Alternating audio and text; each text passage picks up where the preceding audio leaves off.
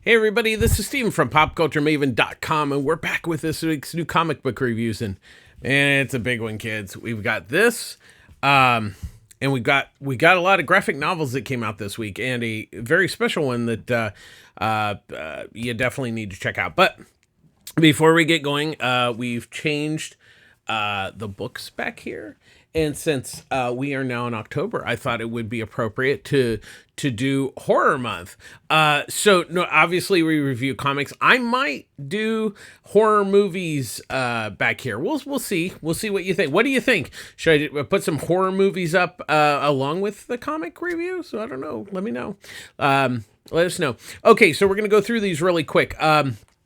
We have Swamp Thing's Roots of Terror that has Len Wein and Kelly Jones, Tom King, Jason Fabok, Brian Azzilio, and Greg Capullo. What this was there was going to be a new miniseries written by Len Wein and drawn by Kelly Jones, who had done a previous Swamp Thing miniseries. Unfortunately, Len passed away before he had written the outline for the first issue and for the series, but he had not fully written the first issue. What it was is he would give Kelly the plot, and then Kelly would draw, and then Lynn would dialogue it after that. So unfortunately, Kelly got the first issue completely finished. It was penciled and inked and colored and everything, but it never got the script never got finished. Excuse me. So what DC decided to do was do the special, and this is actually the hardcover version of that special, and Tom King and Jason Fabok wrote a new story. That actually got a Eisner Award. So definitely, it was a great tribute to Len Wein, that they did it, and thankfully the gorgeous Kelly Jones artwork got printed finally. Then we have Dracula Motherfucker, written by Alex DeCamp and artwork by Erica Henderson. That will come into play a little in a minute here.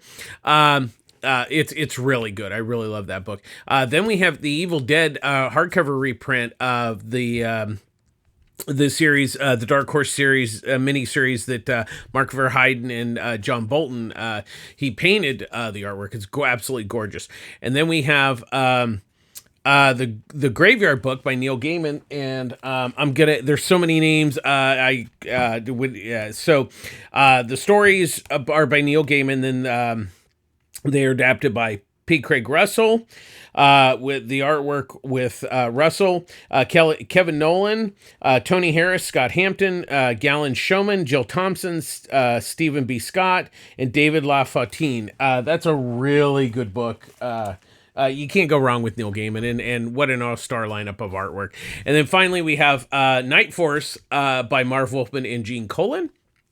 That was a really great DC series back in, I believe, the late 80s, early 90s. But it's really good. And of course, Gene Colan, doing horror again was absolutely perfect. So this week we're going to go over some graphic novels that came out. Now, this one actually didn't come out the store. This one I actually Comics for Ukraine. This was actually a project done by Scott Dimber, and it has an all-star lineup. I'm gonna read Arthur Adams, Brent Anderson, Sergio Aragones, June Brigham, Kurt Busquet, Howard Chaykin, Michael Cherik, Colleen Duran, Mark Evener, Emil Ferris, Pia Guerrero, Rob Gilroy, Larry Hancock, Greg Hildebrandt, Dave Johnson, Joe Jesko, Peter Cupper, John Lehman, Joseph Michael Linster, Gabriel Rodriguez, Alex Ross, Stan Sakai, Liam Sharp, Bill Sienkiewicz, Louise Simonson, Walter Simonson, Jill Thompson, Bill Tucci, Matt Wagner, and Mark Wade. And all the proceeds from this book are going to Operation USA. So it's really good. I believe you can still get it. I don't know if it's from Zoop, but if you go to if you look up Comics for Ukraine, you might I think you can still get the hardcover. I think they're gonna make it available after they fulfill all the people that pre-ordered it. Zoop is kind of like Kickstarter. That's the best way to describe that.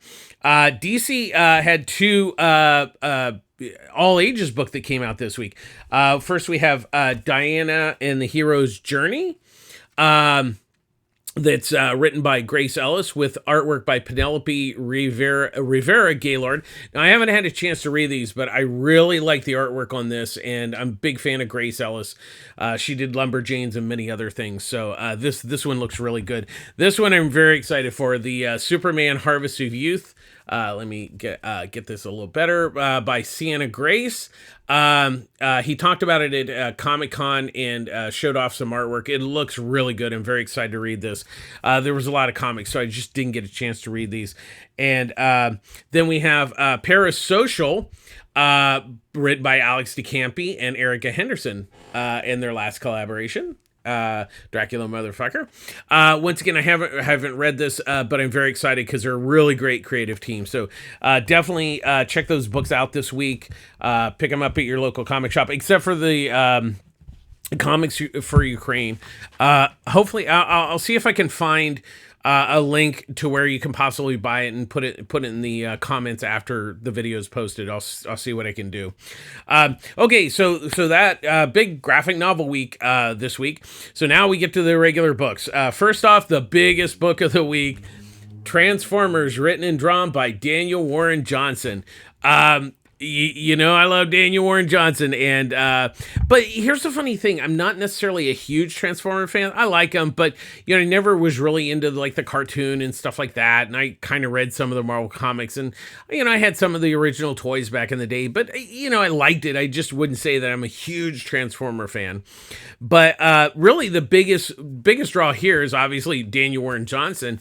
And I also love the fact that it's very much Transformers. It feels like Transformers, which is good. But also, I will say, especially there was a thing at the end. It really kind of shocking. And I'm glad that Hasbro's kind of letting them, you know, let this book breathe and let it kind of be its own thing, and not necessarily. It's definitely, you know, all ages friendly, but there's definitely some, you know, like I said, there's a little bit more mature things in it, and I really like that angle. But basically, what it is they've crashed on Earth, both the Transformers and the Decepticons, and so what it is there's these two kids, Spike and Harley. They discover the spaceship, and so they basically kind of befriend the Transformers as they get away from the Decepticons, and you know, kind of sets up a battle and everything. I think the really smart thing that Johnson has done here is, you know, he's kept the book pretty simple, and I think that's a really smart move because, you know, let's be honest, it's not. I mean, they're based on toys. This is not, you know, high art by any stretch of the imagination. And I think keeping it simple and just letting, you know, the story unfold and have fun with it, I think that's really the big key, is it's just a really enjoyable story. And then, of course, you have his artwork, which is absolutely gorgeous. And I like the fact that it's very much him. Now, yes, they look like the Transformers, but it's Daniel Warren Johnson doing the Transformers. I like that, you know, he definitely keeps his style, feels like his other work. So this is a big book this week. I really love this book and definitely must buy book this week. From what I understand, the first printing's already sold out. They're doing a second printing, so definitely head to your local comic shop soon so you can pick this up. Not so much to get a first print, but definitely just to read it and have a good time. Next up, we have Peacemaker Tries Hard, number 6. Written by Kyle Starks with artwork by Steve Pugh. So this is the last issue of this amazing miniseries, and it's definitely in the vein of the Peacemaker television series. And it really, so the big thing in the last issue was that the Brain has put himself in Chemo's body. And so he's going to take over the world, and him and Mala, or, you know, and so it's up to Peacemaker and Red Bee Richard to, you know, save the day. And I really don't want to give anything more away, but one, this has been a really fun, great action story. And Kyle Starks is, I love his sense of humor. He definitely leaned on, into the television series, the James Gunn series, but very much makes it his own. And really, and then you have Steve Pugh's artwork, which is just absolutely stunning. It's a gorgeous looking book. But I think the big thing, especially in this issue, is that it really has been a great emotional ride. I mean, There, I really don't want to say much and spoil anything, but it really was very touching at the end, and it touching, funny, action. I mean, it had everything. This book was absolutely wonderful. And definitely, there's a hardcover collection that's going to come out in probably a few months and collect the whole series. Definitely check that out when it comes out. I really love this book. It was really a must buy the whole time. Next up, we have The Midnight Show #1, written by Colin Bunn with artwork by Brian Hurt. So what the basic premise of this is there was a director, Basil Saxton, who did horror films, say back in the 40s, 50s, or even probably during the Universal period, so like late 30s, early 40s. And so he was doing his, magnum opus of a movie called God of Monsters, which was, let me just say that basically this stars the quote unquote Universal monsters: Frankenstein, Wolfman, Dracula, and so what this film was, it was going to be kind of like them all together. Basically, what was done in like Monster Squad, where they all come together, the film Monster Squad. And so what it was is they were filming the movie, and there was a fire that broke out on the set, and the director and star disappeared. Nobody ever saw him, and the film never got finished. Well, they're having this film festival, and they're going to show this for the first time. And so I don't know if it's their supernatural powers, but what it is when they start showing this film, that the monsters show up in the small town. So that's kind of the premise here, and I really like this book. It was a lot of fun. Once again, you have me kind of at Universal Monsters, because here's the thing. You just can't make them look like Universal Monsters. You can't make them look like Boris Karloff or, any of the other, they can't look like the nicest, like those likenesses, but all those characters are public domain, so you can do them like however you wish. It's a really neat idea. I really liked, Hurt's artwork. I like how he differentiates between like the film version and then the real life. He kind of like the film, when they're showing the film, it looks kind of grainy and stuff. It's really, I was really surprised by this book, and I really liked it. It was a lot of fun. That was really the big thing. And really sets up an interesting story of like, so you have this small town and all these monsters are on the loose, and how is it all going to suss out? I don't know, but I really liked it. So definitely check that out this week. Next up, we have G.O.D.S #1, written by Jonathan Hickman with artwork by Valerio Shitai. So this is kind of Marvel's big thing. First and foremost, it's kind of a double-sized book, so it has a $9.99 price tag, or it's a double-sized regular book. So really what this is kind of, Hickman's kind of the cosmic, universe within the Marvel. He's kind of, I don't know if he's resetting it or if he's creating his own. I'm not quite sure. But basically you have the natural order of things versus the powers that be. So basically it's a simple, good versus evil. The evils, created this Babylon event where they're basically going to take over the world, with the magic. And so what it is first of all, there's this character, and I double checked the book. I don't know his name. He's a sorcerer, not Doctor Strange, but I guess like Doctor Strange. And so basically he Doctor Strange gathers the supernatural and the heroes of the world to battle the evil for the Babylon event. And so this character has to, basically thwart, and he goes through and finds different key magical elements that will help, save the universe. Here's the thing, like, it was interesting. I liked it while I read it. I wouldn't say, I think one of the things is it was like, okay, this is nice, but really, what are you doing? I mean, I didn't feel like it changed anything in the Marvel universe. It was a nice story. I think it's just one of those things. Was it worth $10? That's really what it comes down to. On the plus side, Shitai's artwork is really nice. It's a really good looking book. I just think that it was just kind of okay. It was a pleasant read and everything. It just like, I got to the end and I'm like, okay, that's nice. Good versus evil, pretty basic story. But really, there wasn't a lot of meat on the bone. It was like it was a nice read, but it wasn't really particularly memorable after I got done reading. And I think that's where it kind of like, kind of failed for me, especially for $10. That's what it comes down to. I think it's just it's fine, but it's just not worth $10. And it's just I don't know. I don't know. We'll kind of see. I'll give give the second issue a whirl and see what happens. But it was a little pricey for a first outing. Next up, we have DC Ghouls Just Want to Have Fun one shot. Okay, so there's multiple stories in here. So there's The Question by Ellen Tremity and Tyler Crook. There's a Green Lantern story by Kenny Porter and Riley Rossmo. Then we have Animal Man by Michael W. Conrad and Christopher Mitten. Then Nightwing by Christopher Sean and Linnea with artwork by Dexter Soy. Superman by written by Gregory Burnham with artwork by Javier Rodriguez. Robot Man written by Alex Giller with artwork by Fabio Veras. Crushin' Lobo, written by Adam F. Goldberg and Hans Rodenoff, with artwork by Danny Earls. And then Man Bat, written by John Acurdy, and with artwork by Sean McManus.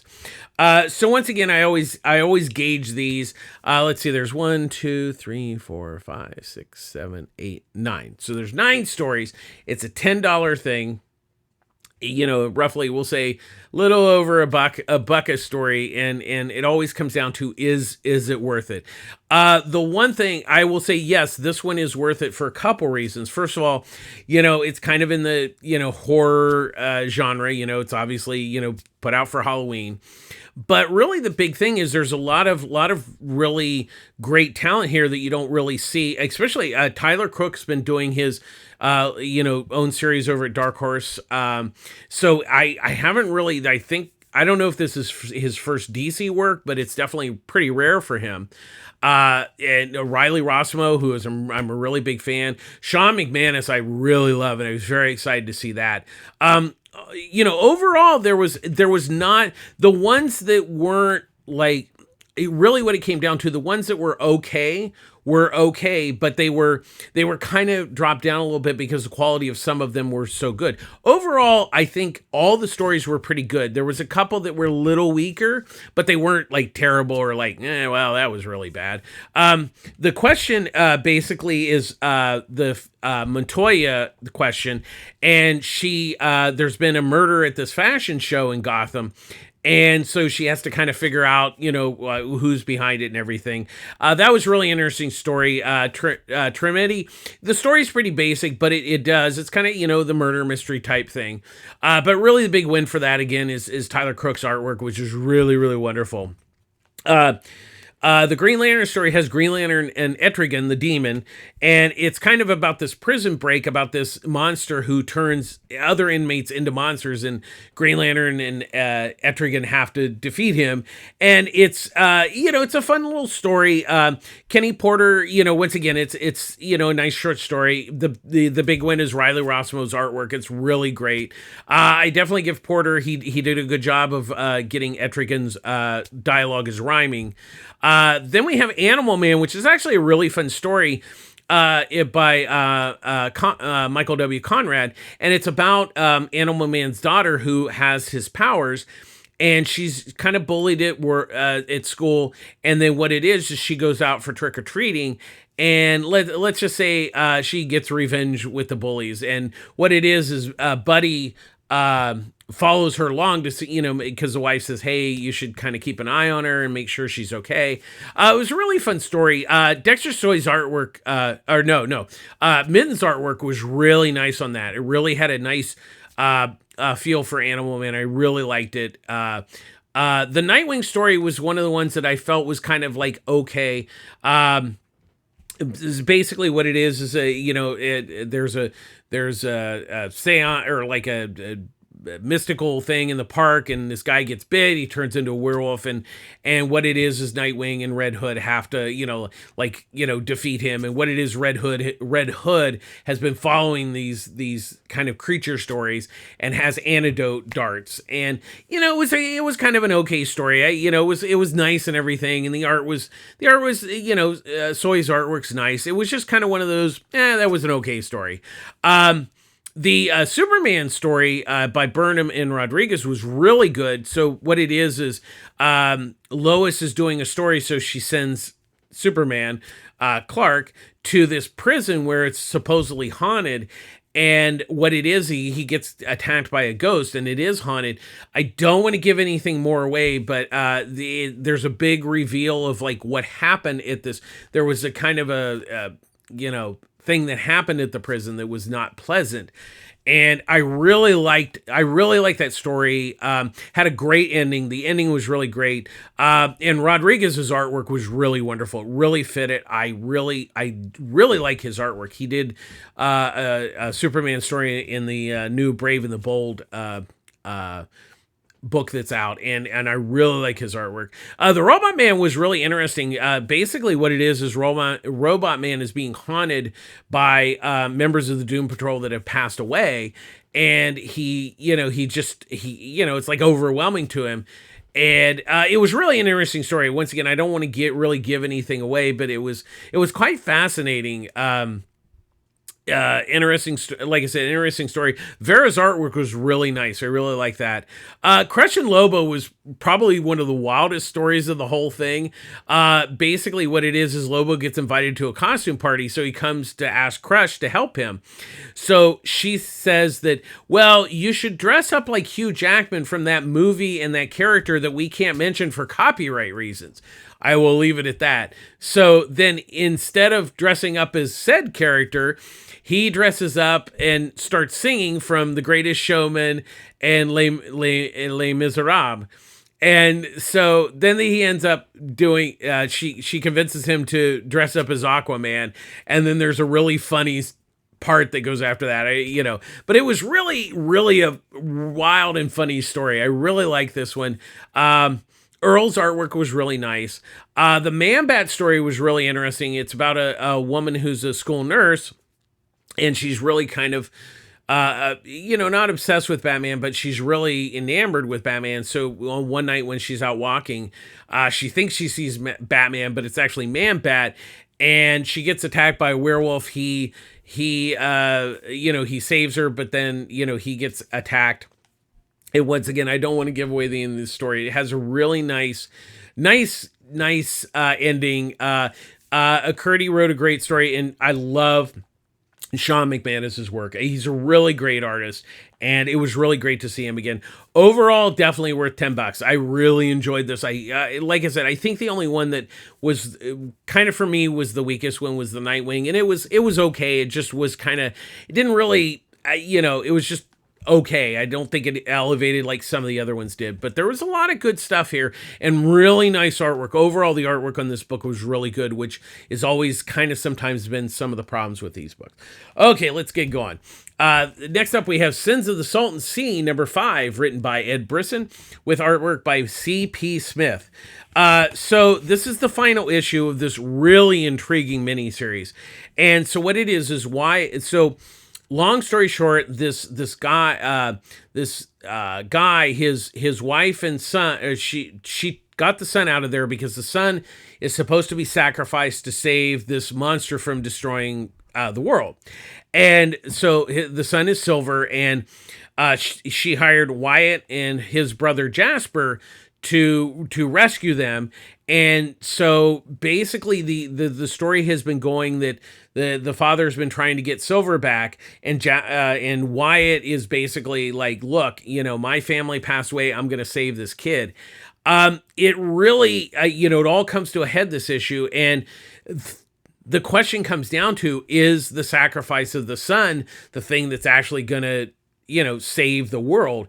I don't want to say any more because the ending of this is really quite fascinating. It's a very gray ending in the sense of, it's like, well, did it work or did it not work? And it's really up to the reader of how you want to interpret what, kind of what has happened in all the events that have led up to this. It was really a fascinating story. I definitely have to give it to Brisson. This was really, really intriguing concept. And Smith's artwork was really, really nice. I'm sure in a few months the trade will be coming out, but I really like this book, and it's definitely worth checking out when the trade comes out. So look for that when it hits your local comic shop. Next up, we have Birds of Prey, number 2, written by Kelly Thompson with artwork by Leonardo Romero. So what it is Black Canary's sister, Sin, has been kidnapped. And we find out in this issue that she has been brought to Theraschema. Now, the interesting thing is they do lean into what is currently going on in the new Wonder Woman series, how the Amazons have been kicked out of America. So first of all, taking a team to Theraschema to try to rescue somebody, and I'm sure the Amazons are not going to be, like, oh, here, just have her back. So she's basically getting things together to get to the island. Now, obviously, they could use Barda's boom tube, but that isn't very stealthy. So I won't give away, but Harley Quinn actually comes to the rescue and figures out a way for them to get onto the island. And it's quite interesting. I'm a big fan of Thompson and Romero, their Marvel books that they did. They're really banging this book. This is really a good book because, Harley Quinn's probably the biggest, name character in it. I mean, the other ones are great characters, but I love how, it's kind of a book about characters that, nobody really cares about, and I always like that when it's like, kind of the underdog team. The writing is really good. Thompson's just really developing the story and the characters. Romero's artwork is really wonderful. And I really want to point out Jordi Belair's color work on this. I love how she's doing very non-traditional color for this book, and I really like it. It has a very unique look, and it's really quite fascinating. But definitely be picking this book up. I really like this book a lot. Next up, we have The Sacrificers, number 3, written by Rick Remainder, with artwork by Max Fumara. So this issue we learn what the kids that have been taken, what their sacrifice is for. And I can't say anything more, but it's really effed up. The whole thing is effed up, and it's going to be really interesting because the boy that was taken in the first issue, basically, it's still his story.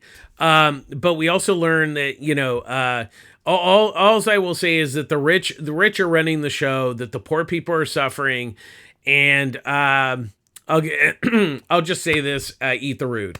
But I really, really like this, and this issue was very emotionally impactful. It was really messed up, but like in a very good way, because I think it needs to do that to propel the story forward. And once again, Fumara's artwork is really, really good here. This is really a big surprise book. And definitely well worth checking out. Definitely need to be checking out this book. Next up, we have Fire and Ice, Welcome to Smallville, number 2, written by Jonas Starrer, with artwork by Natasha Busto. So what it is Fire and Ice, Superman has sent them to Smallville to kind of chill out because they've been, messing up lately, mostly Fire. And so they own a beauty salon. And so Fire wants to kind of get back into the game, where Ice is like, hey, maybe we need to take some time off. And so Fire gets this, so she hires Ambush Bug to beat up on social media, and like she posts it and like 28 people watch it. And so she's like, what do I need to do? And so what it is they get all these villains. I use the term loosely because they're not very good villains, or they're very lowbrow villains. And so it's kind of turned into like a reality show. And so there's the heroes and the villains, and it's like it's just, at first, I'll be honest, there was a backup in the Power Girl special. that was kind of okay. It did set up the story. In the first issue, I enjoyed, but I have to admit the second issue really got me. And because I think what I like about this is Stars just it's fun. It's really a light, fun book. And Busto's artwork really fits it. It has a nice, in a bit of a way, a cartoony style, but it really fits the tone of the story. And once again, I think this book has basically won me over with its charm.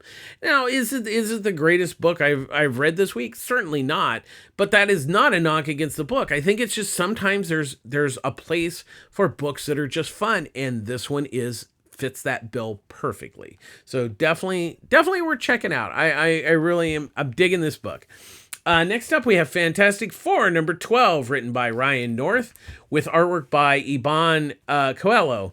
So what happens in this issue is that the Fantastic Four gets transported to another universe, and it's like an alternate version of Earth where the superheroes are dinosaurs. That dinosaurs basically are the Homo sapiens, and it's kind of a reversed. And what we find out is that these two worlds are so close together that they're starting to destroy each other, and that's what has happened with this portal between the two worlds. And so Reed and the team work with the dinosaur Avengers, because what it is the dinosaur Fantastic Four has been transported to our world, basically. And it's really an interesting story. And then this is what I love about this book, is how North is really making them a family again, which he's done really from day one.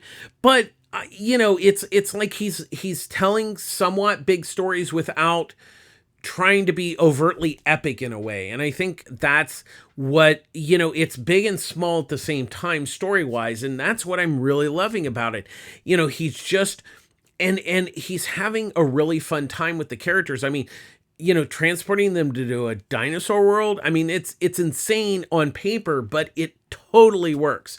And then Coelho's artwork is just amazing. I love this book so much that it's a real shame, because I think people, it's not standard superhero stuff, and I think in some ways that might turn off some people, but that's what I'm loving about it, is that Ryan North is delivering in a lot of ways standard superheroes, but not in a way that just makes it basic and repetitive. And there's really imagination here, and it's just, the story and the art are amazing. I cannot recommend this book enough. And you could start off with this issue. This is the first part of the story, so you could definitely jump in this issue. But I really, really recommend this book. I love this book to death. Next up, from last week, we have Harley Quinn, number 32. Now, the main reason I bought this, and I did not know about it at the time, the main story is fine, but that's not why I bought this issue, and that's not why you should buy this book. There's a backup by Sam Maggs and Kelly Jones, and it's Harley and Ivy as a vampire story. That Kelly Jones is like, once again, oh, we have a vampire story. Oh, hey Kelly, can you come and do the vampire story? Yeah, it's amazing. And I also want to point out that Jose Villarrobolos did the color work on it, and it's amazing. It's definitely a throwback to classic kind of horror, stuff. And Kelly Jones artwork and the color is just, it's a fun story. That's the other thing. It's a fun horror story. It is so worth the price of admission on that. I didn't know about it till Kelly posted a page, and luckily my comic shop, Pulp Fiction Comics in Long Beach, he still had copies of it, so I picked it up. It is so worth it just for this backup. So if your comic shop has a copy of it, definitely check it out. It's well worth it. Kelly Jones artwork, it's priceless for me, but the story was really, I have to give Mags, the story was perfect, and he definitely wrote it for Kelly. Next up, we have the Rocketeer in the Den of Thieves, number 3, written by Stephen Mooney with artwork by David Messing. So what it is Cliff and Betty have gone to Germany. They found the British. There's a British commander that is helping them get to Germany, and Cliff has the old backpack, not the new one. And so he's able, because that one still works because the new one has been stolen because they took it in PV. And because what it is the Germans are trying to create a army of Rocketeers. And so, that Cliff and Betty have gone to Germany to save him. And that's where kind of this issue goes, that there, it's like a prison break, and it's working, but it may not work out so well. So that's all I'll say. Once again, it's always, whenever you're reading a Rocketeer series, you obviously, the elephant in the room is Dave Stevens. And the question always comes up is like, is it good enough to be the Rocketeer? And I think Mooney and Messing have done a very good job with this story. It feels like the Rocketeer, which is always important. And and once again, the story and the art are good. You can't really go wrong with beating up Nazis in Germany and during World War II. That's always a thing. And I think they're doing a good job. And it definitely continues a nice legacy of the Rocketeer. And I'm glad that IDW and his sister are still still doing new Rocketeer stories, because I think he's really good. The cast is really great and everything, and I think it would be a shame to not introduce these characters to a new audience in new ways, and that's what I like about those books. And this one's actually really, really good. I'm really digging it. Next up, we have Shazam #4, written by Mark Waid with artwork by Dan Mora. So what it is the gods have kind of taken control of Billy and having him do things. So the first couple issues, he basically said he didn't want to be Captain Marvel anymore because he can't control his powers, and he didn't know why. And we found out why, that the gods were controlling him. So long story short, that he went to Gorilla City. They sent him to the moon because there's the Moon Men are going to attack the world. But it was actually a ploy. But when he gets there in this issue, there's Queen Bee, and then he's possessed by the gods to kind of butter her up, and that's really fun. And then of course the gorillas who sent Shazam to Mars or to the moon are coming up there, and then a battle ensues. And in a side note, the gods have, because they had, Freddy had found out what was going on, so they had possessed him to watch Billy. So now they let him go, and now the kids know that he's on the moon, he's been possessed. So there's all that going on. There's a lot going on in this book, but it totally makes sense. Because first of all, you need to be reading it. Mark Waid is definitely the man to be writing Shazam right now. He gets it. He definitely gets Captain Marvel and the family and everything. And Mora's artwork is just absolutely wonderful. He can do the superhero stuff. He can do the humor. His facial expressions are amazing. I love this book.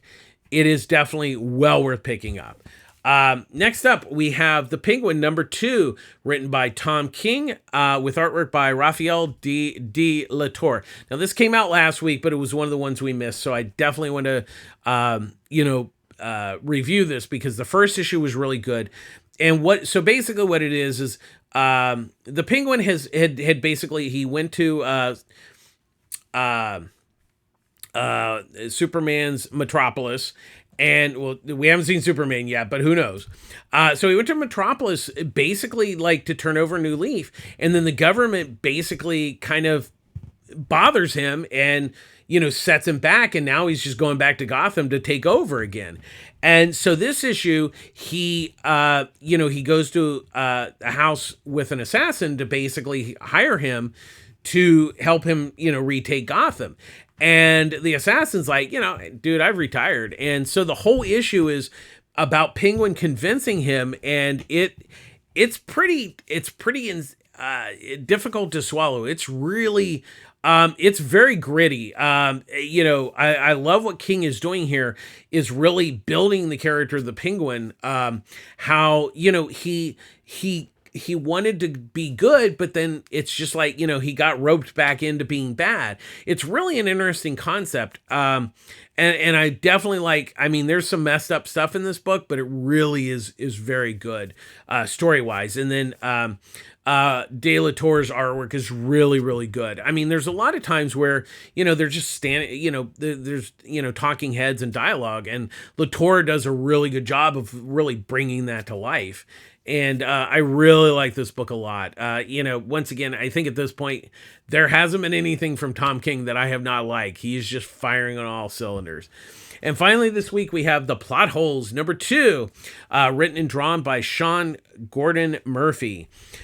So Cliff has been, taken out of his story, and this team of people, they fix plot holes in stories. And what has happened is there's these worms that have infested, there's like an infection in books, and they're going around and destroying stories. And what the plot hole do is they go in and fix stuff. And what they're, so this issue, Cliff goes out on his first mission.